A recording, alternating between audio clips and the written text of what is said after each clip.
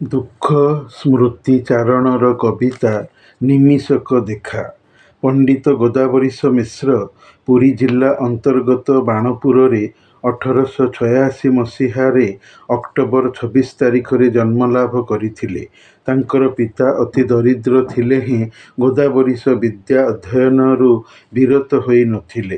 ବିଭିନ୍ନ ବ୍ୟକ୍ତି ତଥା ଅନୁଷ୍ଠାନର ସାହାଯ୍ୟ ଲାଭ କରି ସେ ପୁରୀ ଜିଲ୍ଲା ସ୍କୁଲରୁ ପ୍ରବେଶିକା ପରୀକ୍ଷାରେ ଉତ୍ତୀର୍ଣ୍ଣ ହେଲେ। ମାସିକ ବୃତ୍ତି ଲାଭ କରି ସେ କଟକ ରେଭେନ୍ସା କଲେଜରେ ଏଫ୍.ଏ. ବା I.A. ଶ୍ରେଣୀରେ ଯୋଗ ଦେଲେ। ରେଭେନ୍ସା କଲେଜରୁ B.A. ପାସ୍ କରିବା ପରେ ଅର୍ଥନୀତିରେ M.A. ପଢ଼ିଲେ କଲିକତାରେ। କୃତିତ୍ୱର ସହିତ M.A. ପାସ୍ କରିବା ପରେ ସେ ଓଡ଼ିଶା ଫେରିଲେ ଓ ଉଚ୍ଚ ଚାକିରି କୁ ପ୍ରତ୍ୟାଖ୍ୟାନ କରି ସତ୍ୟବାଦୀ ବନବିଦ୍ୟାଳୟରେ ଶିକ୍ଷକ ଭାବରେ ଯୋଗ ଦେଲେ। ସେ ମହାତ୍ମା ଗାନ୍ଧୀଙ୍କ ଆହ୍ୱାନ କ୍ରମେ ଅସହଯୋଗ ଆନ୍ଦୋଳନରେ ଯୋଗ ଦେଲେ। ପରେ ବିହାର ଓଡ଼ିଶା କାଉନସିଲର ସଭ୍ୟ ଭାବରେ 1924 ଖ୍ରୀଷ୍ଟାବ୍ଦ, 1927 ଖ୍ରୀଷ୍ଟାବ୍ଦ ଓ 1930 ଖ୍ରୀଷ୍ଟାବ୍ଦରେ ନିର୍ବାଚିତ ହୋଇଥିଲେ। ପାରଳାଖେମୁଣ୍ଡି ମହାରାଜାଙ୍କର ନେତୃତ୍ୱରେ ଗଠିତ ମନ୍ତ୍ରିମଣ୍ଡଳ 1941ରୁ 1944ରେ ସେ ଶିକ୍ଷା ଓ ଅର୍ଥ ବିଭାଗର ମନ୍ତ୍ରୀ ଥିଲେ। ଓଡ଼ିଶା ବିଧାନସଭାକୁ ମଧ୍ୟ ସେ ନିର୍ବାଚିତ ହୋଇଥିଲେ। ଉତ୍କଳ ବିଶ୍ୱବିଦ୍ୟାଳୟ ତାଙ୍କୁ ଡକ୍ଟର ଉପାଧିରେ ଭୂଷିତ କରିଥିଲା। ବୃଦ୍ଧ ଅବସ୍ଥାରେ ଓଡ଼ିଶାର ସୀମା ଆନ୍ଦୋଳନରେ ଯୋଗ ଦେଇ ଗିରଫ ହୋଇଥିଲେ। 1956 ମସିହାରେ ଜେଲରୁ ଫେରି କିଛି ଦିନ ଅସୁସ୍ଥ ହେବା ପରେ ସେହି ବର୍ଷ ଜୁଲାଇ 26 ତାରିଖରେ ମୃତ୍ୟୁବରଣ କରିଥିଲେ। ପଣ୍ଡିତ ଗୋଦାବରୀଶ ମିଶ୍ର ଏକାଧାରରେ ସାହିତ୍ୟିକ, ରାଜନୀତିଜ୍ଞ, ନେତା ଓ ସମାଜସେବୀ। ତାଙ୍କର ସାହିତ୍ୟ ସାଧନା ବହୁମୁଖୀ। କବିତା, ନାଟକ, ଉପନ୍ୟାସ, କ୍ଷୁଦ୍ରଗଳ୍ପ, ପ୍ରବନ୍ଧ ଓ ଶିଶୁ ସାହିତ୍ୟ ମଧ୍ୟ ରଚନା କରିଥିଲେ। ତାଙ୍କର କବିତା ବହିଗୁଡ଼ିକର ନାମ ହେଉଛି ଆଲେଖିକା, କଳିକା, କିଶଳୟ, ଚୟନିକା, କୁସୁମ, କବିତା ଚୟନ, ଗୀତାୟନ, ଗୀତିଗୁଚ୍ଛ, ପୁରୁଷୋତ୍ତମ ଦେବ, ମୁକୁନ୍ଦ ଦେବ ନାମକ ନାଟକ ଦ୍ୱୟ ଏବଂ ଇଂରାଜୀରୁ ଅନୁଦିତ ଅଭାଗିନୀ, 1817, ଘଟାନ୍ତର, ନିର୍ବାସିତ ନାମରେ 4ଟି ଉପନ୍ୟାସ, ବଡ଼ପୁଅ, ଭାଇଭାଗ ନାମକ ଗପଦ୍ୱୟ ସ୍କୁଲ ସ୍ତରରେ ପାଠ୍ୟ ପ୍ରଚଳିତ ଥିଲା। 1962 ମସିହାରେ ମରଣୋତ୍ତର କେନ୍ଦ୍ର ସାହିତ୍ୟ ଏକାଡେମୀ ଲାଭ କରିଛନ୍ତି। କବିତା, ନାଟକ, ଉପନ୍ୟାସ, କ୍ଷୁଦ୍ରଗଳ୍ପ ଇତ୍ୟାଦିର ରଚନା କ୍ଷେତ୍ରରେ କୃତିତ୍ୱ ଅର୍ଜନ କରିଥିଲେ ହେଁ ସେ ଥିଲେ ମୁଖ୍ୟତଃ ଗୀତିକବି। ତାଙ୍କ ରଚିତ ଗାଥା କବିତାଗୁଡ଼ିକ ଜାତୀୟ ଆଦର୍ଶ ସୃଷ୍ଟିକାରୀ ହୋଇଅଛି। ତାଙ୍କର କିଛି କବିତା କରୁଣ ରସର, ଯେମିତି କାଳିଜାଈ, ଦୁଃଖୀଧନ। କାଳିଜାଈ କବିତାଟି ମଧ୍ୟ ଏକଦା ବର୍ଷ ବର୍ଷ ଧରି ପାଠ୍ୟାନ୍ତର୍ଗତ ଥିଲା। ନିମିଷକ ଦେଖା କବିତାଟି ଏକ ଶୋକ ଗୀତିକା ବା ଏଲିଜି କବିତା ଶ୍ରେଣୀୟ। ବଂଶୀଧର ନାମକ କଳାହାଣ୍ଡିର ଗୋଟିଏ ପିଲା ସତ୍ୟବାଦୀ ବନବିଦ୍ୟାଳୟକୁ ଆସିବାର ଅଳ୍ପ ଦିନ ପରେ ହଇଜାରେ ମରିଗଲା। ସେ ସମୟରେ କଳାହାଣ୍ଡିରୁ ସତ୍ୟବାଦୀକୁ ଆସିବାକୁ ବାଟରେ 8 ଦିନ ଲାଗୁଥିଲା। ସେଥିରୁ 6 ଦିନ କାଳ କେବଳ ବନ ପର୍ବତ ବାଟେ ଚାଲିବାକୁ ପଡ଼ୁଥିଲା। ସତ୍ୟବାଦୀରେ ପୁଅ ସୁଶିକ୍ଷା ପାଇବ, ଏହି ଆଶାରେ ପିତା ତାହାକୁ ନିକଟବର୍ତ୍ତୀ ସମ୍ବଲପୁରରେ ନ ପଢ଼ାଇ ସତ୍ୟବାଦୀକୁ ପଠାଇଥିଲେ।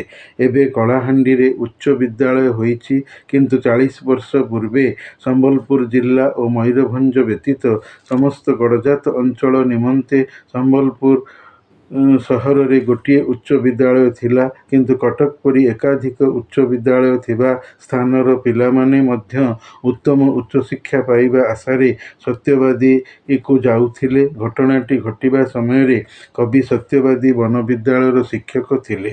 ମୂଳ କବିତା: ନିମିଷକ ଦେଖା ଯଦି ହେ ଏବେ ଦିଅନ୍ତ ଆସି, ବୁକୁରେ ମୁଁ ତୋଳି ଧରନ୍ତି ଦୂର ବିଦେଶବାସୀ।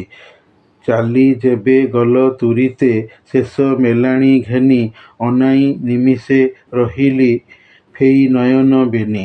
ଏ ଜୀବନ ଦେଖା ସେତିକି ହେଲା ନାହିଁ ପରତେ। ତୁନି ହୋଇ ବସି ରହିଲି କି ଯେ ଭାବିଲି ଚିତ୍ତେ। ପଦେ ହେଲେ ବାଣୀ ବଦନୁ ନାହିଁ ସ୍ଫୁରିଲା ମୋର। ମେଲାଣି ଟିକକ ଘେନି ମୁଁ ହୋଇଥାନ୍ତି ଅନ୍ତର। କ୍ଷଣକ ଲାଗି ବା ଯେବେହେ ଅବତରି ମରତେ। କ୍ଷଣକର କ୍ଷୀଣ ବନ୍ଧନେ ବାନ୍ଧିଥିଲ ଜଗତେ। କ୍ଷଣକ ସମ୍ପଦ ବରଣେ ଯଦି ଥିଲ ବା ଫୁଟି। ପାରିଥାନ୍ତ ରହି ଅଧିକ ଆଉ କ୍ଷଣେ କି ଏଥି। କେତେ ଫୁଲ ଡାଳୁ ନ ପଡ଼େ ଝରି କୁସୁମ ବନେ। ଏଭଳି ଫୁଲ କି ମଉଳି ଝରି ପଡ଼ିଛି ଦିନେ। କେତେ ଅବା ଆଶା ଅସୀମ କ୍ଷୁଦ୍ର ହୃଦୟେ ପୋଷି। ଏତେ ଦୂର ଏହି ପ୍ରବାସ ବାସେ ଥିଲ ହେ ଆସି। କେତେ ବନ କେତେ ପାହାଡ଼ ଲଙ୍ଘି ବିଜନ ପଥେ ମିଳିଲ ଏ ନବ ରାଇଜେ କେଡ଼େ ହରଷ ଚିତ୍ତେ। ସେ ଆଶାରୁ କଣିକାଏ ବା ସେହି ହରଷ ତିଳେ ରଖି ହେଲେ ଯାଇଥାନ୍ତ ଚାଲି ଯିବାର ବେଳେ। କିଶୋଭା ସମ୍ପଦ ଅଧିକ ଥିଲ ଏ ବନେ ଦେଖି। ନ ତେଜି ପାରି ଯେ ମୋହନ ଆସି ମିଳିଲ ନିକି। ଦିନେ ହେଲେ ବୁଲିଥାନ୍ତ ତରୁ ଲତାର ମେଳେ। ଅଙ୍ଗଶ୍ରମ ଫେଇ ଛାଇରେ ବସିଥାନ୍ତ ହେଳେ। ଏ ନଈ ପୋଖରୀ ସଲିଳେ ସୁଖେ ପଖାଳି ତନୁ। ଯେ ଭାରା ଥିଲା ହେ ପରାଣେ ପୋଛିଥାନ୍ତ ମନୁ। ନିମିଷକ ବିହି ନିଦେଷେ ସବୁ ଭାଙ୍ଗିଲା ନାହିଁ। ଯେତେ ଆଶା ଥିଲା ହୃଦୟେ ଲବେ ଫୁଟିଲା ନାହିଁ। ରୋଗ ଶେଯ ପାଶେ ବାବୁହେ ଚାହିଁଥିଲି ମୁଁ ବସି। କ୍ଷଣୁ କ୍ଷଣେ ଏକୁ ବଦନ ଆନ ଆସିଲା ଦିଶି। ବନ୍ଧୁଗଣ ଏକୁ ବଦନ ଆନ ଆସିଲା ଦିଶି। ବନ୍ଧୁଗଣ ପାଶୁ ନିରାଶେ ହୋଇ ଗଲେ ଅନ୍ତର। ଯେତେବେଳେ ଜଣା ପଡ଼ି ସେ ଗଲା ଅନ୍ତିମ ବେଳ। ମୁହିଁ ପାଶେ ବସି ରହିଲି ଏଡ଼େ ନିଷ୍ଠୁର ଜନ। ନିରେଖିଲି ଉଡ଼ି ଯିବାର ଶେଷ ପ୍ରାଣ ପବନ। ନିଜ ହାତେ ଘରୁ ତୁରିତେ କରି ଦେଲି ଅନ୍ତର। ନିଜ କାନ୍ଧେ ପରା ବହି ମୁଁ ନେଲି ବନ ଭିତର। ନିଜେ ମୁହିଁ ଚିତା ଅନଳ ଦେଲି ଯତନେ ଜାଳି। ଯେହୁ ତୁମ ଜଳା ଚିତାରେ ଦିନେ ଥାଆନ୍ତା ଜଳି। ବନ୍ଧୁଗଣ ମେଳେ ବାବୁହେ ନେଲି ମଉନେ ବହି। ଫେରିଲି ଯା ପ୍ରାଣ ପ୍ରତିମା ଦେଇ ବିସର୍ଜି କାହିଁ। ସେ ସକଳ କଥା ଏବେ ମୁଁ ଭାଳି ହେଉଛି ନିତି। ବହି ଏ ଭାଳେଣି ସତେ ମୋ ଜୀବନ ବିତି। ପିକ ତରୁ ଡାଳେ ଗାଇଲେ ନଭେ ଉଇଁଲେ ଶଶୀ। ପତ୍ର ଗହଳରୁ ଅନାଇ ଫୁଲ ଫୁଟିଲେ ହସି। ପିଲାମାନେ ମିଳି ସରାଗେ ଖେଳି ବୁଲିବା ବେଳେ। ତୁମ ସେ ଅନ୍ତିମ ମୂରତି ଆସି ଢଳେ ମୋ ଡୋଳେ। ଏ ସକଳେ ତୁମେ ବାବୁହେ କରୁଥିଲେ ବିହାର। କେତେ ମନ୍ତେ ସୁଖ ସମ୍ପଦ ବଢ଼ୁ ନଥାନ୍ତା ତାର।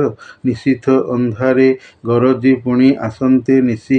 ତୁମ ଆଶେ ଯାମେ ଯାମେ ମୁଁ ରହେ ମଉନେ ବସି। କି ଦୂର ଅଜଣା ରାଇଜେ ବାବୁ ରହିଲ ଯାଇ। ନିମିଷକ ଦେଖା ବାହୁଡ଼ି ଆଉ ଦେଲ ଯେ ନାହିଁ। ଦିନୁ ଦିନ ନେତ୍ର ବିସ୍ଫାରି ନିତି ରହେ ମୁଁ ଚାହିଁ। ଶିଶୁଗଣ ବନ ସରଣୀ ତୁମେ ନଦିଶ କାହିଁ। ଦିନସାରା ଦିନ ଶୁଖାଇ ନେତ୍ର ଅମୂଲ୍ୟ ନୀର। ସାୟାହ୍ନେ ରଜନୀ କାଳିମା ଭାସେ ନିରାଶ ଗୀର। କଳିକା ନାମକ କବିତା ପୁସ୍ତକରେ ଏ କବିତାଟି ଅଛି। କବିତା ସମ୍ପର୍କରେ ଆଲୋଚନା। ପଣ୍ଡିତ ଗୋଦାବରୀଶ ମିଶ୍ରଙ୍କର ସଂଶିତ କବିତାଟି ଏକ ଉଦ୍ଦେଶ୍ୟମୂଳକ ରଚନା। କବି କାହିଁକି କେଉଁ ଉଦ୍ଦେଶ୍ୟ ମନରେ ରଖି କବିତାଟିକୁ ଲେଖିଛନ୍ତି ତାହାର ସବିଶେଷ ବିବରଣୀ କବିତା ଅଙ୍ଗର ଉପରେ ଲେଖି ଦିଆଯାଇଅଛି। ଏହା ଏକ ଶୋକର ଗୀତିକା ବା ଇଂରାଜୀର ଏଲିଜି। ଇଂରାଜୀ କବି ଶେଲି କହିଛନ୍ତି ଶୋକ ଦୁଃଖର କବିତା ପାଠକର ପ୍ରିୟ ହୋଇଥାଏ। ମନରେ ଏହା ଅତ୍ୟନ୍ତ ପ୍ରଭାବ ପକାଏ। Our sweetest songs are those that tells a saddest thoughts. ଆମର ସେହି ସଙ୍ଗୀତ ଗୁଡ଼ିକ ମହାନ ତଥା ସୁମଧୁର ଯିଏକି ଆମକୁ ଦୁଃଖାଭିଭୂତ କରେ। ମୃତ୍ୟୁ ଚେତନା ଉପରେ କବିତା ବା ପଦ୍ୟଟି ରଚିତ। ମୃତ୍ୟୁ ବା ମରଣ ଜୀବନ ପାଇଁ ଏକାନ୍ତ ଆକସ୍ମିକ। ନିଶ୍ଚିତ ସତ ହେଲେ ଅନିଶ୍ଚିତ। କେବେ ଆସିବ ମଣିଷ ଜାଣେନା। ମୃତ୍ୟୁ ଜୀବନର ଏକ ପରୀକ୍ଷା ବା ଯାଞ୍ଚ। ପରଲୋକର ସ୍ୱର୍ଗ ନର୍କର ଫଳ ତଥା ପ୍ରାପ୍ତି। ସହଜ ଭାଷାରେ କବି କବିତାଟିକୁ ଭାବି ବିଭୋର ହୋଇ ଲେଖିଛନ୍ତି। ସୁଦୂର ପାହାଡ଼ ଜଙ୍ଗଲ ଘେରା କଳାହାଣ୍ଡି ଜିଲ୍ଲାରୁ ବଂଶୀଧର ନାମକ ପିଲାଟି ପାଠ ପଢ଼ିବା ପାଇଁ ପୁରୀ ଜିଲ୍ଲାର ସାକ୍ଷୀଗୋପାଳ ଅନ୍ତର୍ଗତ ସତ୍ୟବାଦୀ ବନବିଦ୍ୟାଳୟକୁ ଆସି ସ୍ୱଳ୍ପ ଦିନର ରହଣି ଅବଧି ମଧ୍ୟରେ ହଇଜା ପୀଡ଼ିତ ହୋଇ ମରିଅଛି। କବିଙ୍କର ଭାବୁକ କବିପ୍ରାଣକୁ ବଡ଼ ବାଧିଛି। ଆଉ ତାହାର ପ୍ରତିକ୍ରିୟା ଏ କାଳଜୟୀ ଲୋକପ୍ରିୟ ଅମର କୃତି ତଥା କୀର୍ତ୍ତି କବିତା। ଏହା ପୁଣି ସମ୍ବୋଧ ଗୀତିକା, ଓଡ୍ ପୋଏଟ୍ରି। ମୃତ ବଂଶୀଧର ନାମକ ବାଳକକୁ କବି ସମ୍ବୋଧିଛନ୍ତି।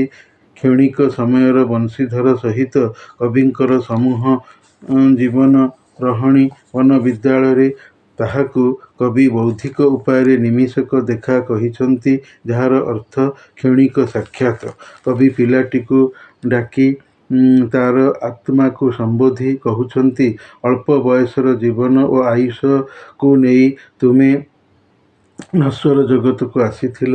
ଯଦି ପୁଣି ଥରେ ଆଉ ସ୍ୱଳ୍ପ କ୍ଷଣିକ ସମୟ ପାଇଁ ମୋତେ ଦେଖା ଦିଅନ୍ତ, ମୁଁ ତୁମକୁ ମୋର ଛାତିରେ ହେ ଦୂର ବିଦେଶରୁ ବାସକାରୀ ବିଦେଶୀ ଜଡ଼େଇ ଦିଅନ୍ତି, କୋଳେଇ ଆଣନ୍ତି। ଯେତେବେଳେ ତୁମେ ଜୀବନରୁ ମରଣକୁ ଶୀଘ୍ର ଚାଲି ମୋଠାରୁ ଶେଷ ସାକ୍ଷାତ ନେଇଥିଲ, ମୁଁ ମଧ୍ୟ କ୍ଷଣିକ ପାଇଁ ତୁମକୁ ଦୁଇ ଆଖି ଖୋଲି ମେଲି ଚାହିଁଥିଲି। ତୁମର ମୋର ଜୀବନର ଏଭଳି ଦେଖା ସାକ୍ଷାତ ଯେ ଏତିକିରେ ସୀମିତ ରହି ସରିଯିବ ସବୁଦିନ ପାଇଁ, ମୋତେ ବିଶ୍ୱାସ ହେଉନଥିଲା। ମୁଁ ଜମାରୁ ଭାବିପାରି ନଥିଲି। ନୀରବ ନିସ୍ପନ୍ଦ ହୋଇ କେବଳ ବସି ରହିଲି। ମନରେ କ'ଣ ସବୁ ଭାବୁଥିଲି, ମୋ ପାଟିରୁ କଥା ବାହାରିଲା ନାହିଁ। ଆଉ ଟିକେ ହେଲେ ତୁମକୁ ମନଭରି ଦେଖି ଯାଇଥାନ୍ତି, ତୁମଠାରୁ ଅଲଗା ହୋଇଥାନ୍ତି। କ୍ଷୀଣାଇ ହୋଇ ତୁମେ ଏଇ ମରଣଶୀଳ ମର୍ତ୍ତ୍ୟ ସଂସାରକୁ ଜୀବନ ପାଇ ଆସିଥିଲ। ତଥାପି ତୁମର ଅଳ୍ପ ଆୟୁଷ ହେଉ, ସେଥିରେ ବି ଭଲ ପାଇବା, ସ୍ନେହ ପ୍ରେମର ବନ୍ଧନ ଥିଲା। ଦୁନିଆ ବଗିଚାର ତୁମେ କ୍ଷଣିକ ଏକ ଫୁଲ। ଆଉ କ'ଣ ଟିକେ ଅଧିକ ସମୟ ତୁମର ରହିଥିଲେ ହୋଇ ନଥାନ୍ତା କି?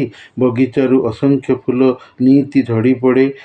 ତୁମେ ଏଭଳି ଏକ ଛୋଟ ଫୁଲ, ଯିଏକି ଜୀବନ ବୃକ୍ଷର ପ୍ରୀତିର ବଗିଚାରୁ ମଉଳି ଝଡ଼ିପଡ଼ିଛି। ମନରେ କେତେ ଆଶା ନେଇ ଛୋଟ ହୃଦୟରେ ବହୁତ ବହୁତ ଦୂରରୁ ଆସି ଏଇ ବିଦେଶରେ ବାସ କରି ରହିଥିଲ। ବଣ ପାହାଡ଼ ଦୁର୍ଗମର ଅସଂଖ୍ୟ ରାସ୍ତା ଡେଇଁ ପାରିହୋଇ ନିର୍ଜନ ପଥରେ ଚାଲି ଏଇ ବନବିଦ୍ୟାଳୟର ନୂଆ ଜାଗାରେ ଖୁସି ମନରେ ଆସିଥିଲ। ତୁମର ସେଇ ଆଶାରୁ ଟିକିଏ ହେଲେ ରଖି ଯାଇଥାନ୍ତ, ହେଲେ ଏଠି ଭଲ ପଢ଼ି ନାଁ କମେଇ ଯିବାର ବେଳେ ଯାଇଥାନ୍ତ। ଏ ଜାଗାର ମୋହର କେଉଁ ବା ଏ ଜାଗାକୁ ଭଲ ପାଇବାର କ'ଣ ତୁମକୁ ଆକର୍ଷିତ କଲା ଯେ, ଯେଉଁଥିପାଇଁ ତୁମର ନିଜ ଜାଗା ଛାଡ଼ି ଏଠିକୁ ଚାଲି ଆସିଲ? ଆମ ସହିତ ମିଶିଲ। ଏଇ ବନବିଦ୍ୟାଳୟକୁ ଭଲ କରି ବୁଲି ବୁଲି ମନଭରି ଦେଖିପାରିଲ ନାହିଁ? ପରିଶ୍ରମ କରି ଏହାର ଗଛ ଛାଇରେ ବସି ଥକା ମେଣ୍ଟାଇ ପାରିଲ ନାହିଁ? ଏଠାକାର ନଦୀ ପୋଖରୀରେ ଗାଧୋଇ ଖୁସି ହୋଇ ପାରିଲ ନାହିଁ? ତୁମର ମନର କ୍ଳାନ୍ତିକୁ ଭଲ କରି ମେଣ୍ଟାଇ ପାରିଲ ନାହିଁ? ଦୁଃଖକୁ ଦୂରେଇ ପାରିଲ ନାହିଁ? କ୍ଷଣକ ପାଇଁ ନ ହେଉ କାହିଁକି ବିଧାତା ସେ ସବୁକୁ ତୁମଠାରେ ପୂରଣ କରି ପାରିଲା ନାହିଁ? ଅବଶୋଷ ହୋଇ ରହିଗଲା, ଆଶା ପୂର୍ତ୍ତି ହେଲା ନାହିଁ।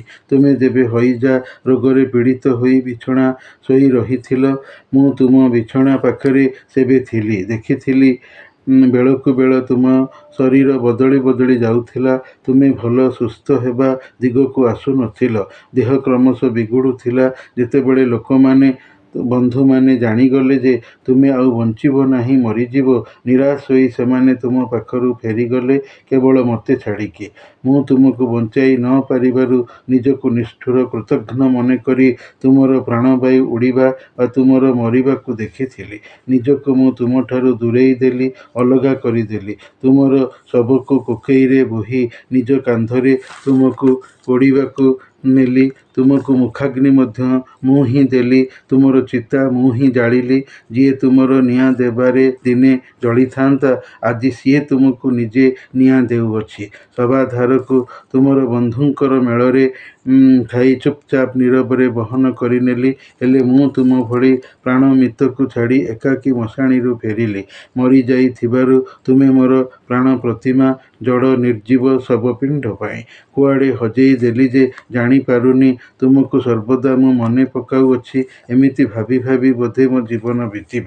କୋଇଲି ଗଛରେ କୁହୁ କୁହୁ ସ୍ୱରରେ ରାବିଲେ ଡାକିଲେ, ଆକାଶରେ ଜହ୍ନ ଉଇଁଲେ, ପତ୍ର ଗହଳିରୁ ଫୁଲ ଫୁଟିବାକୁ ଦେଖି ଅନ୍ୟାନ୍ୟ ପିଲାମାନେ ଖୁସି ମନରେ ହସ ଖୁସି ସହିତ ସ୍କୁଲ ହତାରେ ଖେଳିବାର ବୁଲିବାର ଦେଖିଲେ ମୋର ତୁମ କଥା ଭାରି ମନେ ପଡ଼େ।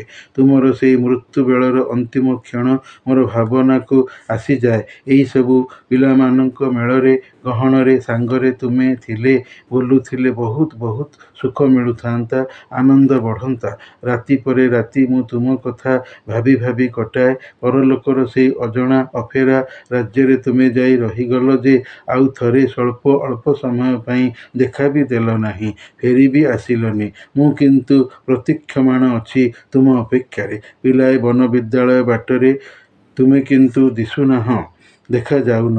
ମୋର ଦିନ ତୁମରି ଚିନ୍ତା ଦୁଃଖରେ କିନ୍ତୁ ସଜଳ। ସନ୍ଧ୍ୟା ଏବଂ ରାତିର ଅନ୍ଧାର କାଳିମାର ଅନିଶ୍ଚିତତା ନିରାଶାର କଥା କହୁଛି, ବାର୍ତ୍ତା ଶୁଣାଉଅଛି। କବି ବଂଶୀଧର ନାମକ ପିଲାଟିର ଆକସ୍ମିକ ମୃତ୍ୟୁରେ ଅତିଶୟ ବ୍ୟଥିତ ଏବଂ ଅବିସ୍ମୃତ ଥାଇ ଏହି କବିତାଟିର ସୁନ୍ଦର ରଚନା ଛାଡ଼ି ଯାଇ ଅଛନ୍ତି, ଯାହାକି ବର୍ତ୍ତମାନ ନୂଆ କରି 4 ବର୍ଷିଆ BA ପାଠ୍ୟକ୍ରମର ଓଡ଼ିଆ ଅନର୍ସରେ ପାଠ୍ୟ ଅନ୍ତର୍ଗତ ହୋଇ ରହିଅଛି।